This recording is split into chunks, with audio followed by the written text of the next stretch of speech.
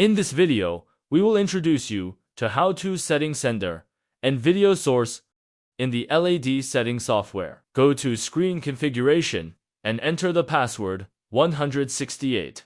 Then, in the Sender Settings interface, on the left menu bar, select Video Source. Right-click on the blue area and choose Resizing to customize the size of your video source. You can scale it by holding the edges of the signal area. At the top, you can add a new signal window, which can be arranged side by side or overlapped. You can save this scene as a preset and recall it at any time.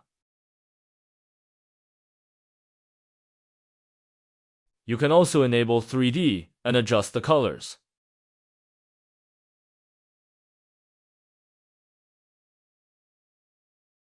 On the right, you can select an input signal and modify the EDID. At the bottom, you can adjust the frame rate and lock source for the video source. On the left, select Control Area to modify the control area of your network port. Brightness and Color allows you to change the brightness and color temperature.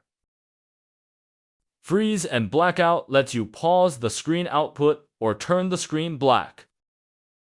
Precise Color enables precise color adjustment. Other provides additional functions, including transmitter testing. That concludes today's lesson. Thank you, everyone.